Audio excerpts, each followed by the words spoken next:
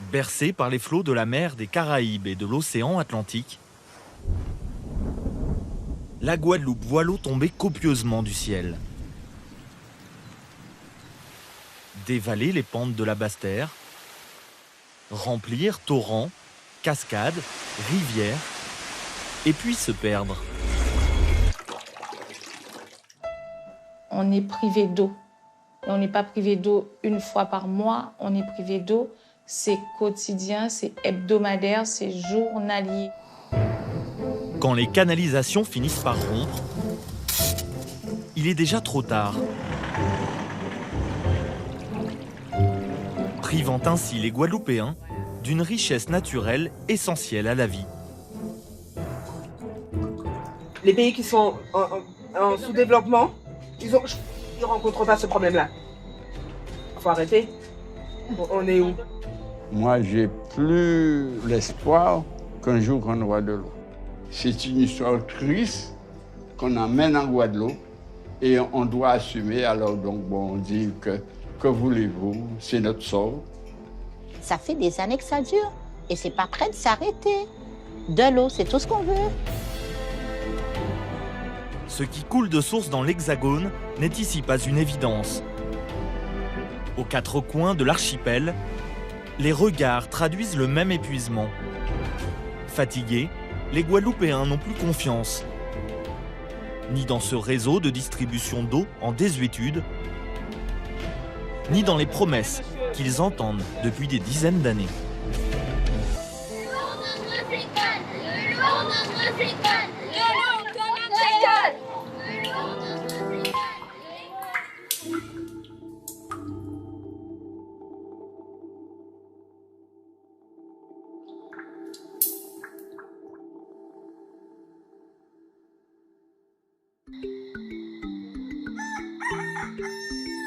Au centre de l'île, niché en bordure de la nationale, le quartier populaire de Mar-Gaillard. C'est la fête aujourd'hui chez Natacha Lorange pour ses 45 ans. Petits et grands sont réunis sous son toit pour l'occasion. Tu deviens le roi du monde. Qu'a fait-tu en premier? Oui. Alors que se lance la dernière partie de cartes, Shaiwen, 4 ans, la petite fille de Natacha, quitte la table. Elle a envie de faire des bulles, mais à l'image du niveau de son tube, il est l'heure où l'eau vient à manquer.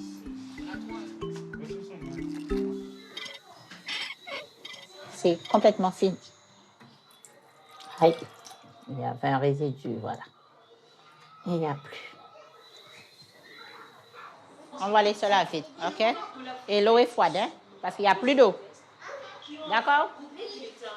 Bon. Allez, hop. Non, mets-toi dans la baignoire. On va finir de se déshabiller dans la baignoire. Donc, la technique, hein, pour que... C'est d'abord bien se savonner partout avec le gant. Et comme ça, après, l'eau paraît moins froide. Allez, vas-y, continue. T'es prête? 1, 2, 3. C'est très froid. Allez, on fait vite, parce qu'elle est froide. Et un dernier jet. La serviette tout de suite. Voilà. Et voilà. J'étais froide. Voilà plusieurs années que le quotidien de Natacha et de sa famille est rythmé par les coupures d'eau. Viens Gucci. Doucement. 12 heures d'interruption en moyenne, toutes les 48 heures. Un quart du temps. Comme une majorité de Guadeloupéens, Natacha fait des réserves pour éviter de se retrouver en panne sèche. Selon mes souvenirs, ça doit faire bien 3 à 4 ans qu'on a ce problème d'eau. Systématiquement, dès qu'il n'y a pas d'eau, on utilise les réserves. Aussitôt que l'eau est revenue, on remplit tout de suite parce que c'est tous les 2 jours. C'est vrai qu'avant, c'était rempli de bouteilles. On avait plein de bouteilles d'un litre 5 là, on en avait ici, il y en avait là, il y en avait par là, il y en avait partout. Psychologiquement, ça me gavait de les voir. Donc, j'ai privilégié les bidons de 5 litres. Tout est psychologique et j'étais vraiment de faire en sorte que moi, ma santé mentale aille mieux. Il est vraiment temps que le problème de l'eau soit solutionné. Et puis moi, je me dis qu'il y a des gens qui sont pires que ce que je vis. Donc, je n'ai pas le droit de me plaindre.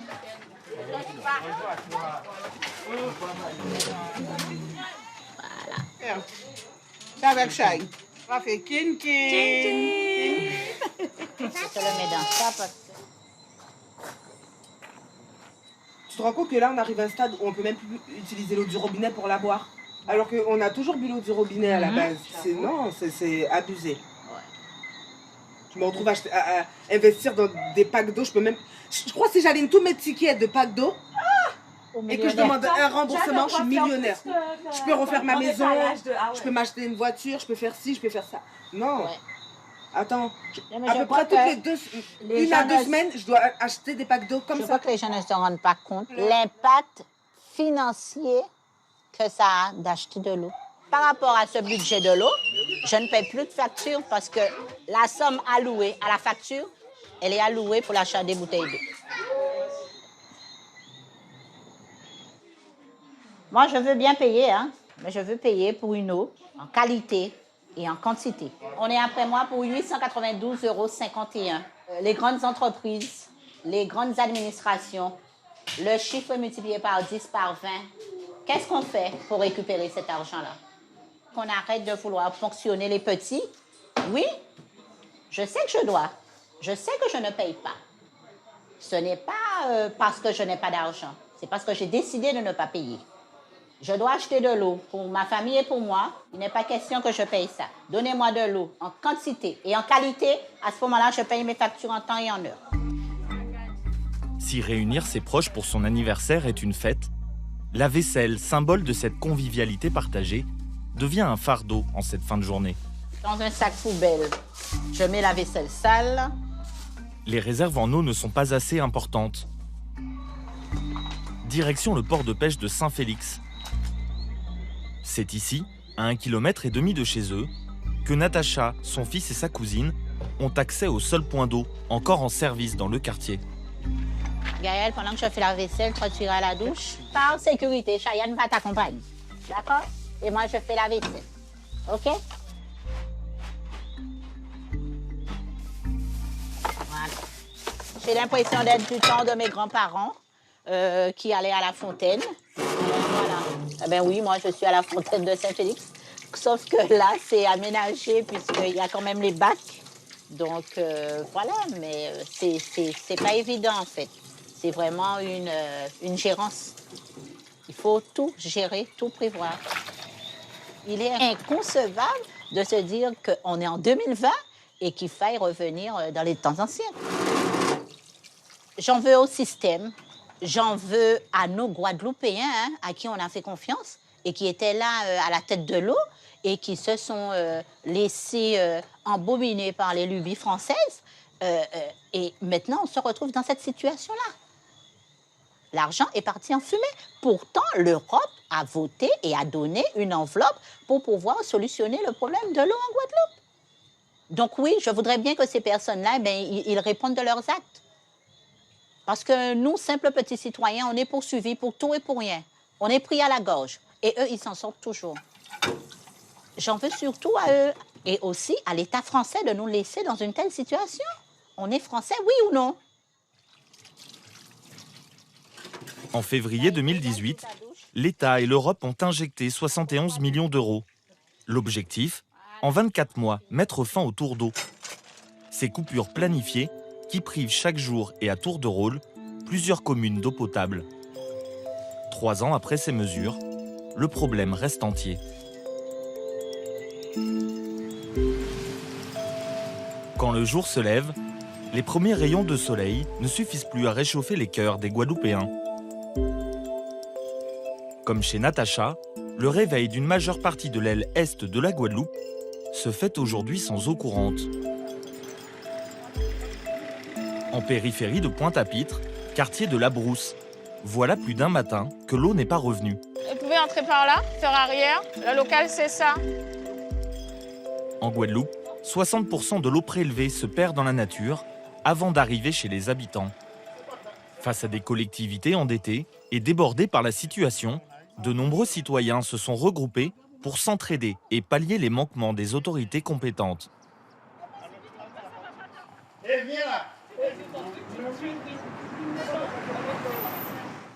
Excuse-moi, monsieur, vous allez bien? Je me présente Catherine Joab, je suis la présidente de l'association, le collectif Nous voulons de l'eau en robinet. Aujourd'hui, on distribue de l'eau dans votre quartier. Tu peux faire passer le message à toutes les personnes de la Beauce que tu connais? Si je vois quelques personnes, je leur dis. Mais non, il faut que tu ailles voir des gens. Qu'est-ce que tu me fais là? Non, c'est que moi, j'allais faire autre chose, mais si je... Mais non, il faut aller... Ils ont besoin de l'eau. On vous coupe plus souvent, apparemment, je ne savais même pas. Donc, il faut aller le faire. Ce que tu allais faire, pose-le pour deux secondes et dis à toutes les personnes que tu connais de la Beauce. Fais-le pour eux. Il n'y a pas de souci. On compte sur toi, Christophe. Ouais. C'est la solidarité avant tout. Le problème de l'eau, c'est qu'on a un peu honte de dire qu'on n'a pas d'eau.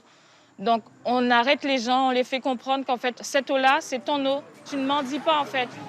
Que tu récupères ou que tu récupères pas l'eau, c'est tes impôts qui paient cette eau. Donc, tu y as droit parce que c'est pas une aide, c'est ton droit. Ensemble, il est plus facile de reprendre espoir. Entourée d'une armée de bénévoles, Catherine Joab organise chaque semaine une distribution aléatoire dans un secteur privé d'eau. On commence la distribution dans 2 secondes, le temps de tout mettre en place. Attendez. Touchée par cette pénurie elle-même, elle a décidé en début d'année 2020 de ne plus être seule face à ce combat. La genèse de cette association, c'était en janvier. Il y a des jeunes. Ça faisait 1 semaine et demie qu'on était privés d'eau. Donc, ils ont mis des branchages sur la route. Après, les plus âgés, en fait, les aînés, ils sont venus en support. Tout le monde allait dans la même direction, on convergeait tous dans la même direction. Comme pour aller prendre le métro, mais non, on allait envahir la Nationale 4. C'était intergénérationnel. Dans les barrages, il y avait tous les âges. Ça a créé un lien extraordinaire entre nous. On s'est mis limite hors la loi pour avoir le bien le plus basique de l'humanité, l'eau.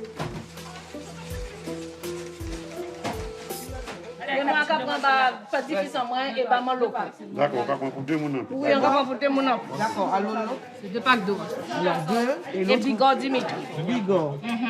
Je vais prendre pour ma tante aussi. Bon, je prends pour maman Tati Suzelle. Pour cette dame-là, il y a 10 packs. C'est les 2 là, c'est maman Tati. Maman Tati. Oui, 10 pour elle.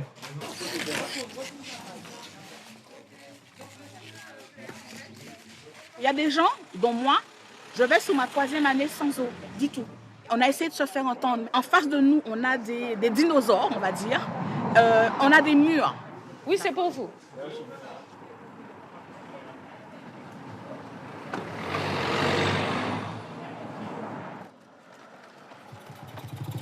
Fruit d'une colère partagée, le collectif que préside Catherine a pour objectif de distribuer de l'eau, mais également de soutenir psychologiquement et accompagner ceux qui trop souvent ont été oubliés.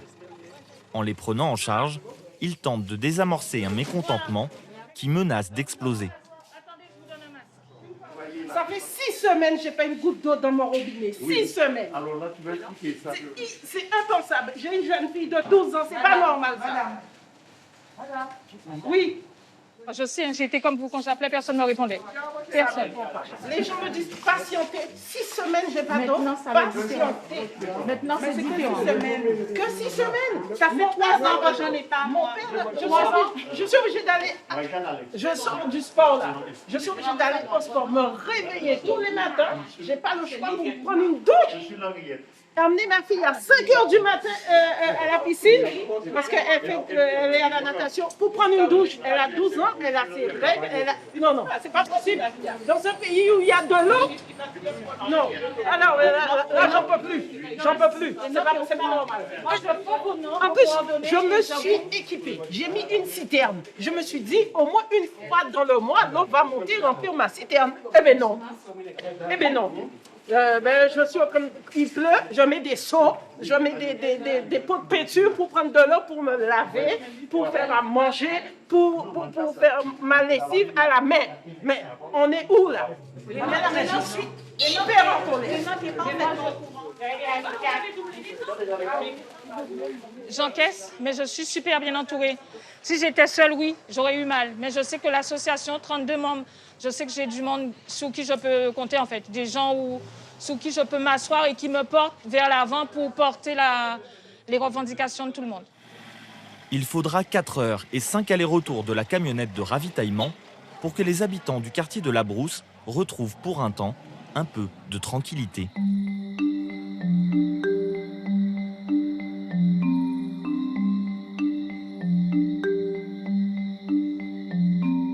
Bonjour Nanou, tu es là? Oui, je suis là, maman. Je suis fatiguée. Dans ce combat, Catherine a son moteur, Mathia, son fils. Avoir de l'eau en continu au robinet est pour lui synonyme de luxe. Il reste encore un peu d'eau? Ouais, mais pas beaucoup. Du haut de ses 13 ans, il ne connaît rien d'autre que le rythme des tours d'eau. Voilà, c'est comme ça. Nous sommes le mercredi 9 décembre.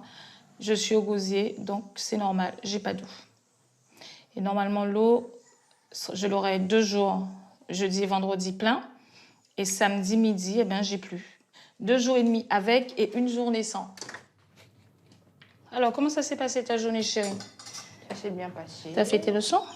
Oui. Et tu veux savoir pour moi ou pas? Ben, je présume que c'est comme d'habitude, tu as distribué de l'eau. J'ai fait la connaissance d'une dame qui me parlait de sa fille de 13 ou 14 ans, je ne m'appelle plus. Et qu'en fait, le fait de ne pas avoir d'eau, elle se rendait tout le temps au club de natation de sa fille pour prendre le bain. Et tu sais, ça m'a rappelé, ça m'a fait penser à toi. Je me suis dit, toi, au moins, tu as de l'eau tous les 2 jours et demi. Mais il y a certains, ils n'ont même pas d'eau du tout. Est-ce que c'est normal pour toi, ça? Ça doit être dur. J'aurais pas aimé être à leur place. Je suis désolée, je ne pouvais pas te préparer à manger parce que je suis partie donner l'eau aux autres. C'est pas grave. Moi, j'aurais des problèmes. Mon fils, en fait, lui, pour lui, c'est la normalité, les tours d'eau. Limite, je me dis, j'ai mis mon fils dans une situation qui n'est pas concevable, qui n'est pas acceptable, en fait. Et c'est un ado. À cet âge-là, tout pousse. Voilà, il a toutes les petites problématiques d'ado. Donc, il a besoin de l'eau, en fait. Ma crainte, c'est qu'un matin, eh ben, lui, il n'accepte pas cette fatalité que moi, j'accepte, en fait. Tu feras avec la bouteille comme d'habitude? Ouais. Merci, petit bonhomme. Ils se lèvent tôt ou bien ils vont tard. Mais toi qu'il arrive, ils vont distribuer de l'eau. Ils font ça pour le bien de la Guadeloupe. Est-ce que tu penses que c'est à eux de le faire? Je pense pas que c'est à eux de le faire, mais je pense que c'est à nous tous de faire au moins un peu. Pour lui, en fait, on est les sauveurs des personnes. Pourtant, les personnes ne sont pas en danger. Mais pour lui, on est les sauveurs des personnes parce que ce qu'il a vécu, il dit, moi, je veux pas que d'autres personnes le vivent. Et il sait qu'il y a des personnes qui sont pires que lui. Donc pour lui, on est des sauveurs, on est des héros avec des packs d'eau. Il y a ceux qui ont des capes, et nous, on a des packs d'eau. Oui, Madame Coupé, dites-moi. Oui, pour le 21 avril, j'avais 648 € 88 centimes. Après, j'ai une facture de 608,17 € à payer. Antenne relais du désespoir des Guadeloupéens, Catherine a pris ce rôle à bras-le-corps. Aussitôt le déjeuner avalé, le téléphone se remet à sonner. Mais je vais rappeler Madame Ford de Rénoc et je vais revenir vers vous. De partout en Guadeloupe, on l'appelle dans l'espoir qu'elle trouve des solutions et fasse retentir la voix des usagers. Avant, on n'était pas une association et mon numéro a été transféré un peu partout. Donc, les gens, ils me contactent. Il y a ceux qui sont... En fait, il y a les factures, mais il y a aussi les appels. Les appels que je reçois, c'est des appels parce qu'ils sont privés d'eau depuis un moment et qu'ils ne peuvent plus tenir, en fait. Parfois, c'est juste pour parler, pas par rapport aux factures ni des packs d'eau. Il y a j'ai des appels juste parce que les personnes sont au burn, en fait. Ils sont à 2 pas de... Je peux dire des dépressions, en fait, par rapport à ça. Ils sont à 2 pas parce que l'atteinte, elle est aussi psychologique. En fait, lui, il avait une énorme facture. C'était en janvier, je ne m'appelle plus, mais c'était dans les 1000 et quelques. Et il se trouve dans un secteur où ils sont privés d'eau en permanence. Et quand ils en ont, ils n'ont que ça, en fait, cette eau impropre à la consommation. À peine le temps de se changer, Catherine doit déjà repartir pour un autre rendez-vous. Portée par son rôle associatif, elle a intégré il y a peu le conseil d'administration de Rénoc, l'un des 5 organismes qui est en charge de la distribution de l'eau sur le territoire guadeloupéen. En obtenant le droit d'assister et de participer au débat au sein de cette instance, elle espère se faire l'écho des revendications de la rue. La politique, c'est un monde quand même. Et Rénoc, c'est les politiques qui gèrent. Donc quand les politiques gèrent, s'ils restent humains, s'il n'y a pas de souci, mais il y a un moment, je sais pas qu'est-ce qui se casse entre eux et qu'après, ils sont plus sur le terrain. Alors que moi, je reste sur le terrain, je vais au-devant des gens, je me déplace, je les appelle, les gens ils m'appellent. Et admettons, je veux oublier, je peux pas. Parce que rien que le fait de distribuer de l'eau, je me heurte encore à ces personnes-là et à la peine qu'ils ressentent. Et non, je ne peux pas. Et je dis que d'autres personnes comme moi, il va falloir s'engager et aller au-devant de la scène. Parce que la rue, ça parle, ça ouvre des portes, mais ça ne fait pas les lois.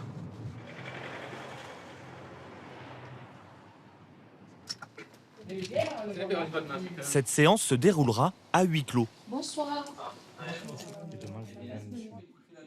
Aux côtés de Catherine, des élus, des représentants du personnel et un personnage haut en couleur, allié de poids dans le combat de l'eau. Germain Parent est un homme engagé. Depuis 25 ans, il milite pour trouver des solutions et se dresse contre ceux qu'il juge responsables.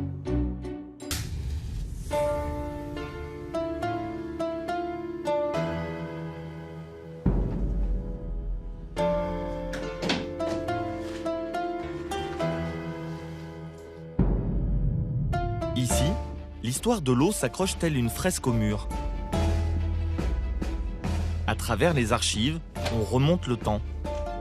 Et le moins que l'on puisse dire, c'est que le problème de l'eau sur l'île ne date pas d'hier.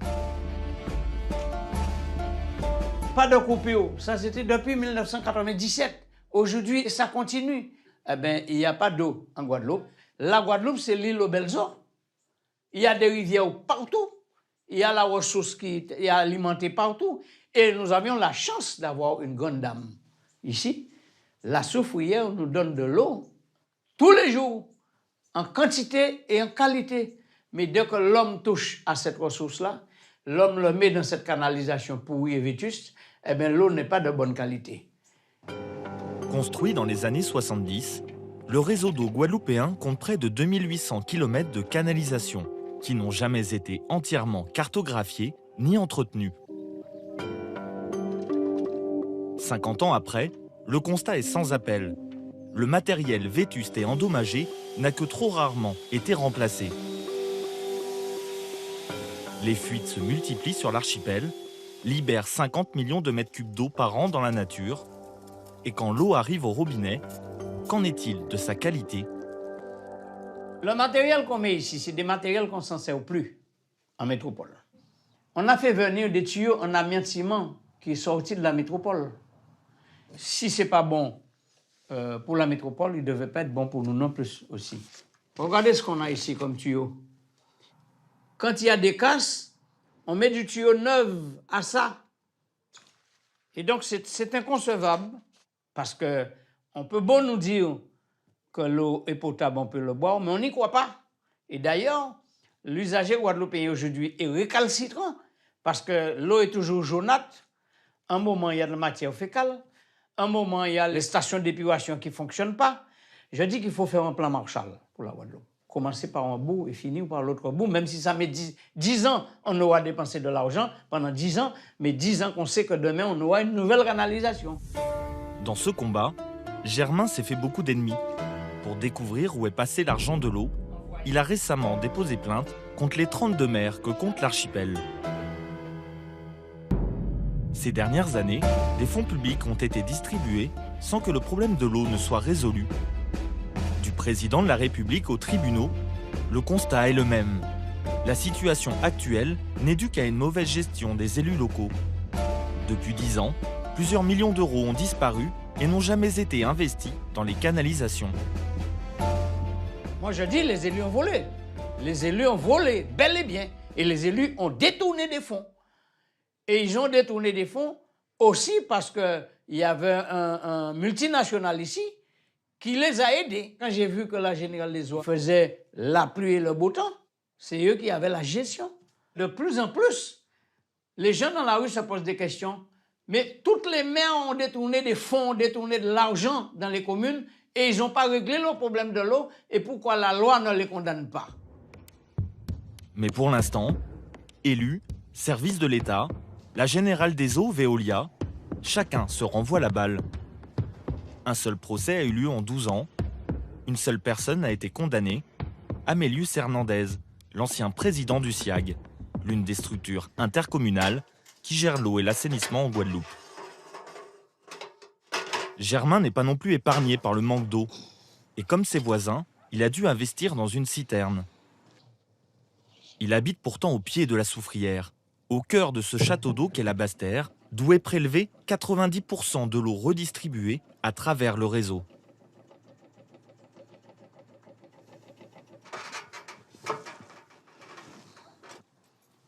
Pour élucider ce paradoxe, il suffit de parcourir quelques centaines de mètres. Direction l'usine de production d'eau potable de Bel-Eau-Cadeau, la plus grande de l'île.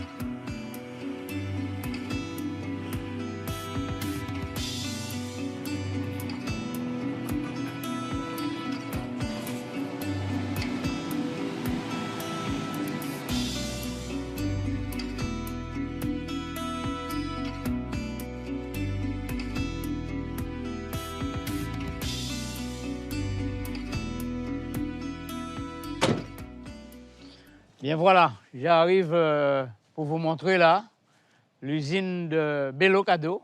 C'est l'usine de production d'eau qui nourrit la Guadeloupe en eau avec par jour 35 000 mètres cubes d'eau. Et donc voilà l'état de cette usine. Il n'y a qu'à voir autour comment c'est. Regardez l'antenne qui est fixée là-haut, qui est censée de servir des centres d'émetteurs, d'émettrices pour les ordinateurs qui sont en direction de Pointe-à-Pitre pour gérer l'eau. Et aussi, par la même occasion, l'entrée de la porte de l'usine est ouverte pour que n'importe qui puisse entrer en permanence et faire ce qu'il veut. Elles sont tous dans cet état-là, ces usines. Pourquoi? Parce que plus de 20 ans, on n'a jamais fait de l'entretien. Ça, cet tas de ferraille qui est là, ça date de Mathusalem. Ce porteur d'eau qui sort d'ici, un jour ou l'autre va lâcher. Se laisser aller fait froid dans le dos. D'autant plus que l'eau qui arrive ici est polluée par le chlordécone. Ce pesticide, interdit dans l'Hexagone mais répandu jusque dans les années 90 aux Antilles, a pollué une bonne partie des terres et des rivières guadeloupéennes. 90% de la population adulte est aujourd'hui empoisonnée et le taux d'incidence du cancer de la prostate est ici l'un des plus élevés au monde. C'est en l'an 2000, on a trouvé bon d'aller faire des relevés dans la ressource et de regarder que dans les bassins de décantation et dans les usines, que l'eau était polluée avec le chlordécone. Et on a fait venir du charbon actif. Mais les molécules de chlordécone ne peuvent pas être à 100% retirées avec les charbons actifs. Donc, il reste toujours 20% qui partent dans cette canalisation et qui va dans la conduite générale, normalement sur les routes de part et d'autre. Il faut 400 ans pour dépolluer ces terres-là. Mais est-ce que ça va être fait? Oui ou non, personne n'en sait rien. L'étendue des dégâts est immense. Si les stations d'épuration et les canalisations sont en désuétude, que dire du traitement des eaux usées? Sur l'île, la majorité des habitations ne sont pas raccordées à un réseau d'assainissement. Plus grave encore, 77% des stations de traitement des eaux usées en Guadeloupe ne sont pas conformes à la législation. Résultat, les déchets se déversent dans les cours d'eau, comme ici, à Petit-Bourg. Ça pue. C'est une puanteur totale. On est en plein milieu du bourg où il y a ce canal, ce fameux canal qui traverse. Ces eaux qui viennent se jeter là, c'est les eaux qui ravinent de partout là où il y a toutes les maisons. Il y a peut-être même l'eau des toilettes, l'eau des cuisines qui descendent dedans. Parce que si ça sent comme ça, c'est qu'il y a quelque part de l'eau qui empoisonne ce canal.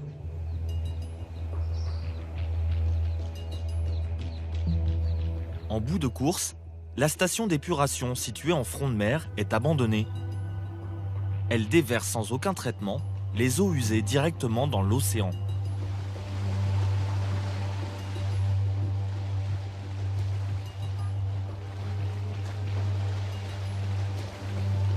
Cette station, soi-disant d'épuration, qui normalement devrait tourner à fond et épurer tout. C'est complètement en arrêt. Quand on regarde à l'intérieur de ça et quand on regarde le canal, on doit se poser des questions. Alors, le problème de l'eau, c'en est une, mais le problème aussi de l'assainissement, c'en est une autre. S'il n'y a pas l'un, il n'y a pas l'autre. Le constat est alarmant et son étendue sans équivoque. Partout sur l'île, les eaux usées provoquent des désordres sanitaires. Même les hôpitaux sont concernés.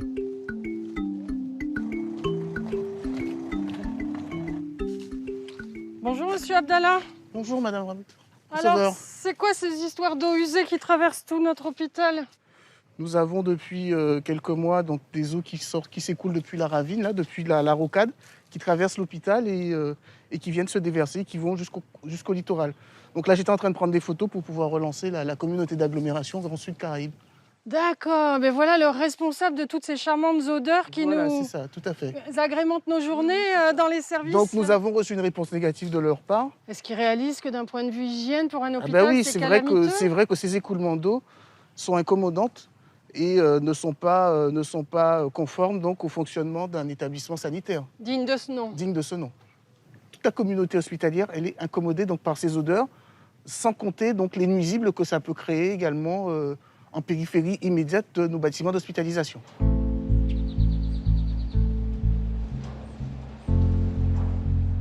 Marie-Catherine Receveur est chef du service infectiologie de l'hôpital de Basse-Terre.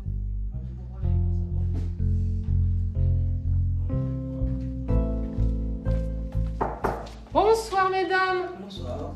Comment ça va cet après-midi? Pas trop mal. Il faut bien faire attention de manger en même temps, parce que sinon ça peut donner des brûlures à l'œsophage. Donc jamais à jeun, toujours en mangeant. D'accord?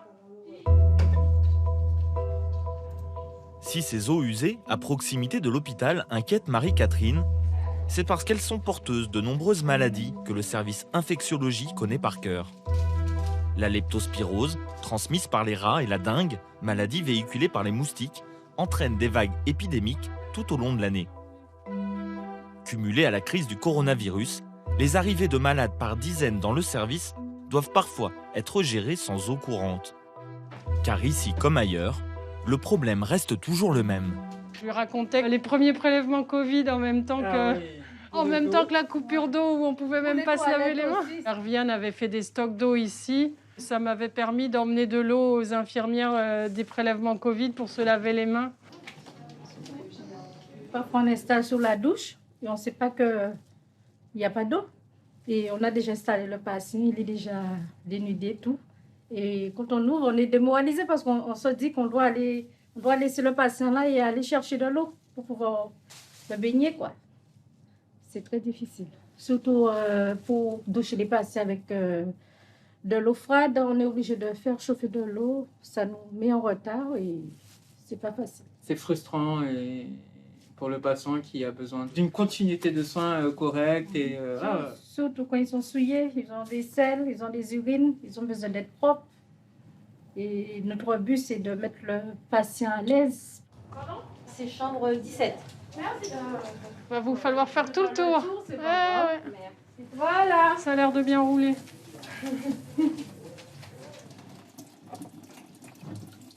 Heureusement que certains ont gardé la culture du manque d'eau, grâce à qui on peut avoir un minimum d'eau pour au moins se rincer les mains au moment où on se rend compte que ah ben zut, encore aujourd'hui l'eau est coupée. Pour l'infectiologue que je suis, avoir à vivre ça dans un hôpital français, et en plus pas une fois, mais de façon réitérée, parce qu'ensuite les coupures se sont renouvelées pendant des semaines et des semaines, c'est juste exaspérant. On a juste envie que ça cesse. C'est très joli de mettre des antibiotiques, etc. On a de faire des vaccins, on a cette chance de pouvoir faire tout ça.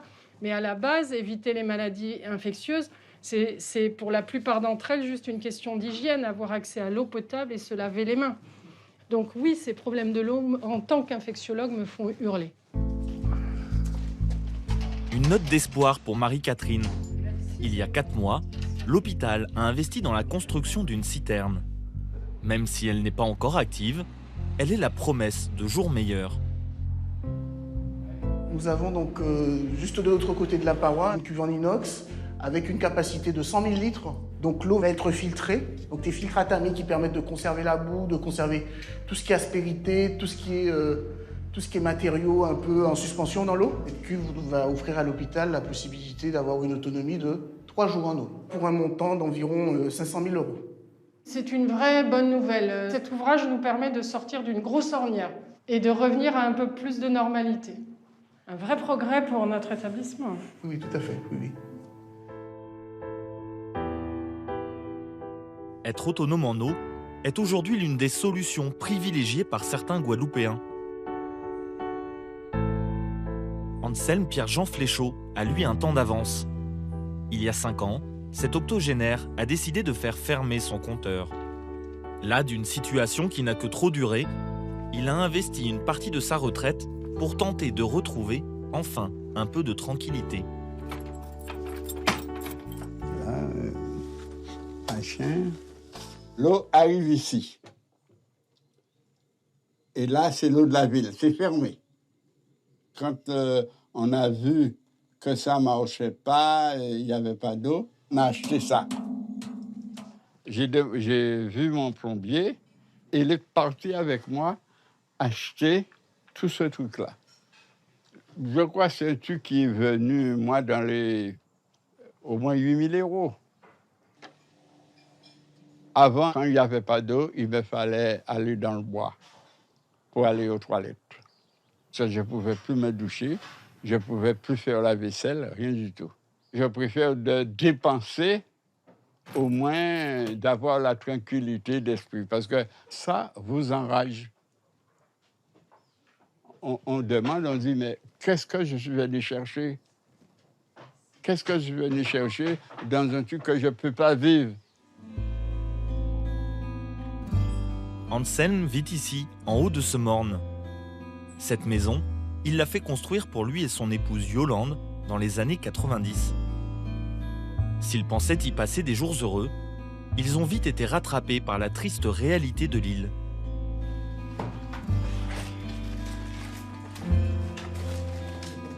Non, quand j'ai construit ici, il n'y avait pas de problème d'eau. On est venu habiter dedans, on n'avait pas de problème d'eau. Et les problèmes de l'eau, c'est venu après. Et ça continue. Et c'est pour ça que j'ai fait fermer. Puisqu'on a dit, bon, on n'a plus d'eau, on paye pour rien. Et c'est pas nous seulement, mais c'est tout le quartier. Et tout le monde a commencé à acheter des citernes. Ça, les magasins, les commerçants, là, ils ont fait de l'argent. Hein. Je revue a changé parce que, bon, on ne peut plus faire ce qu'on voulait. Comme je vous ai dit, notre lessive ne se fait pas ici. Oui, on ne fait pas de lessive, déjà. On ne fait pas de lessive. Avant, on avait machine à laver, tout ça, c'est supprimé. Non, on ne peut pas parce qu'on n'a pas d'eau. Dans leur quartier, la plupart des habitations sont équipées de citernes. Mais cela ne suffit pas. Après des années à écrire aux responsables municipaux, sans qu'aucune solution ne soit trouvée, le moral d'Anselme, Yolande et leurs voisins est aujourd'hui au plus bas. Alors Yvon, ça va? Ça va. Alors Yvon, comment va? Et toi? Bon, tu es passé nous voir. Et sinon, quoi de neuf? Mon père, j'ai pensé la Guadeloupe est venue comme ça.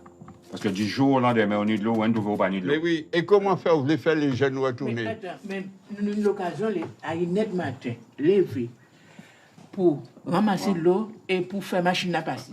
C'est pas, ça pas une situation, ça prend déjà dans un certain âge. Le problème là, c'est qu'il y a dire, tu n'as de l'eau, c'est le problème des tuyaux. Alors, on m'a demandé s'il faut 1000 ans pour changer des morceaux de tuyaux en Guadeloupe. Nous avons dit, bon, nous faisons un butin ici, meilleur, construisons un butin meilleur pour l'avenir à les enfants.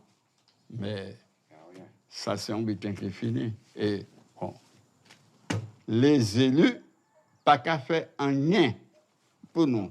Ces trucs-là, ça me met en colère de voir que nous avons payé du taxe, hein, foncier, de toute qualité, machin, et puis nous ne pouvons pas vivre tranquillement.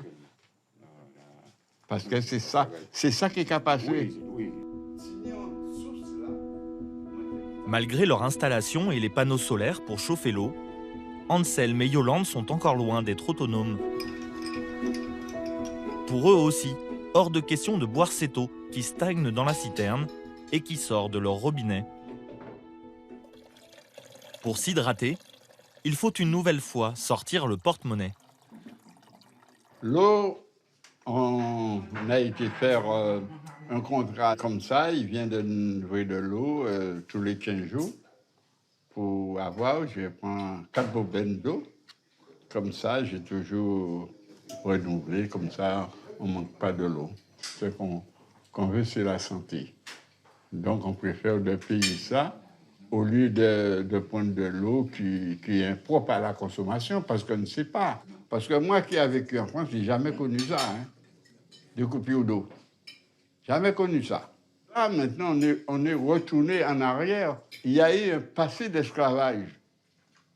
Et que les gens ont tout fait pour sortir dans cette situation et donner une meilleure vie à leurs enfants.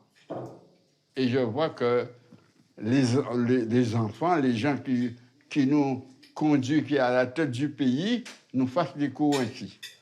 Ça me fait mal.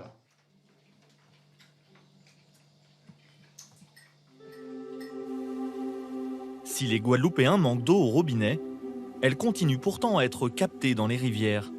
Et c'est là que se pose un autre problème, celui de l'environnement.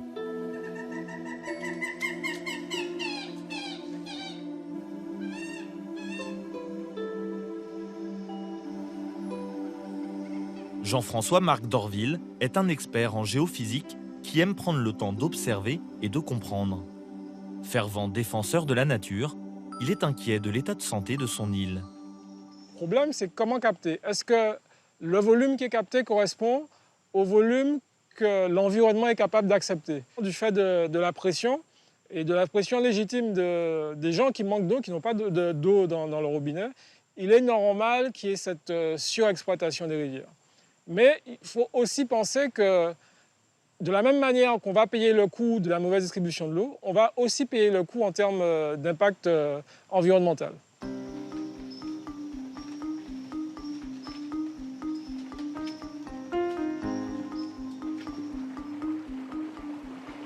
En longeant la rivière, le constat de Jean-François semble se vérifier.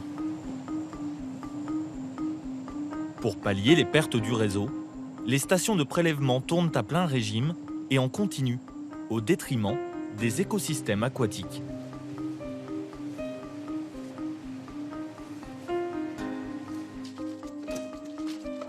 Donc en général, juste après ces points de captage, on se retrouve systématiquement avec des zones où l'eau coule beaucoup moins, elle est beaucoup plus stagnante, comme si on avait des sortes de petites sécheresses sur le bassin, le temps que l'eau se remette à couler normalement ou que l'environnement prenne la relève. À l'embouchure des rivières où l'eau est prélevée, le paysage et la vie des hommes a changé.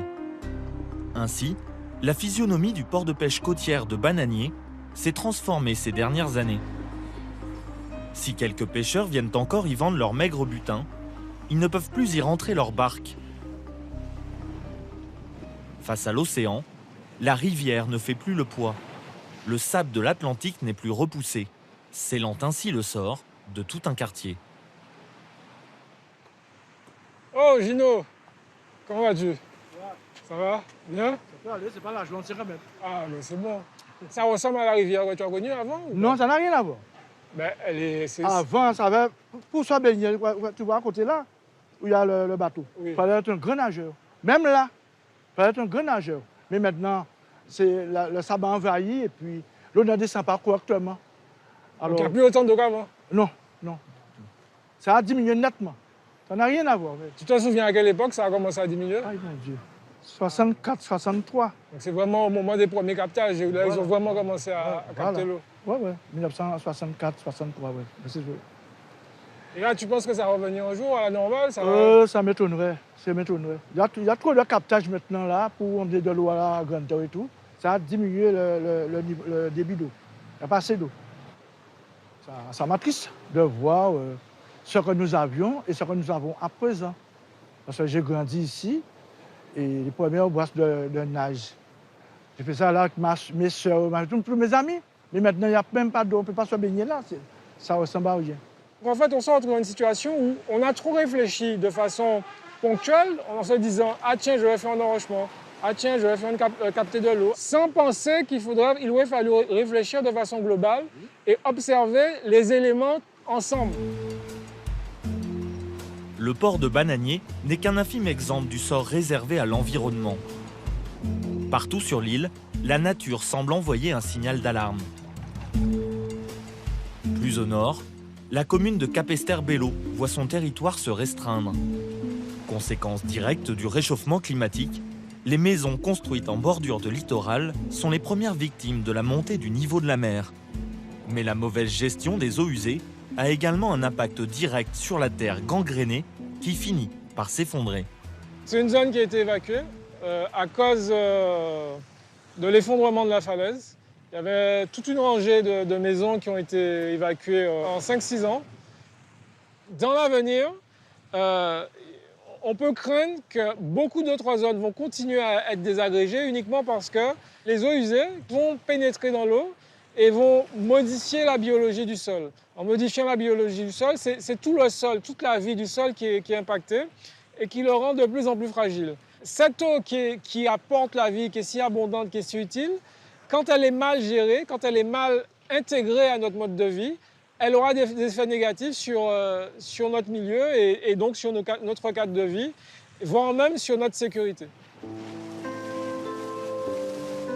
Si en 2018, un vent nouveau semblait souffler sur la Guadeloupe, le plan d'action prioritaire et les millions injectés n'ont pas permis d'endiguer le problème de l'eau. Selon les dernières expertises, il faudrait près d'1 milliard d'euros pour résorber définitivement ce fléau. Le 28 janvier 2021, l'Assemblée nationale a adopté une proposition de loi pour imposer la création d'un syndicat unique de l'eau en Guadeloupe. Cette future structure est déjà dénoncée par certains comme reproduisant les erreurs du passé.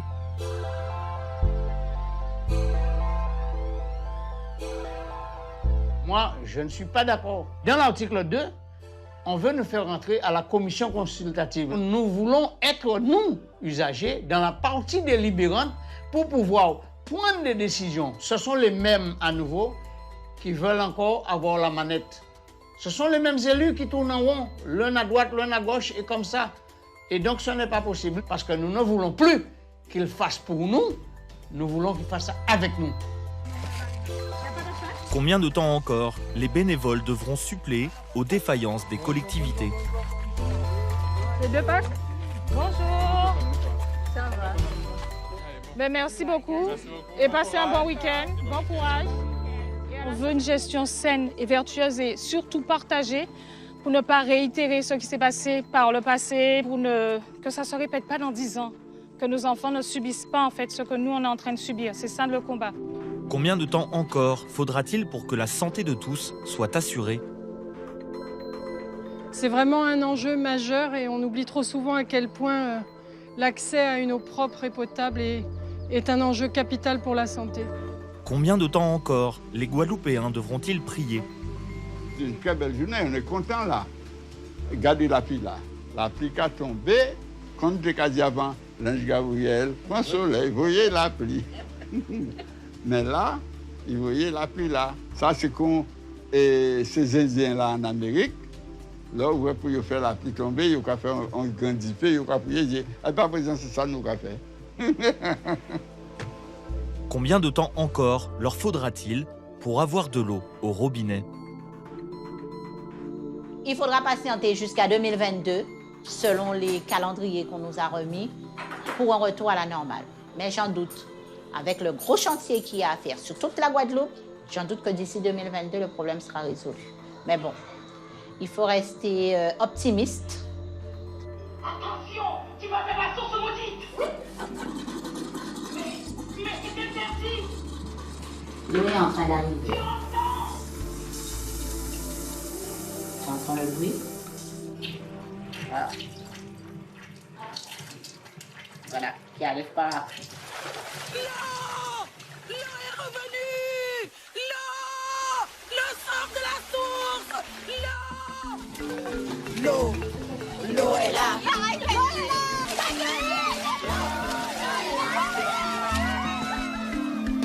Selon les Nations Unies, le droit à l'eau potable et à l'assainissement est un droit de l'homme essentiel à la pleine jouissance de la vie et à l'exercice de tous les droits de l'homme. 10 ans après la reconnaissance de ce droit fondamental, la Guadeloupe est encore loin de pouvoir offrir ce précieux droit à la vie.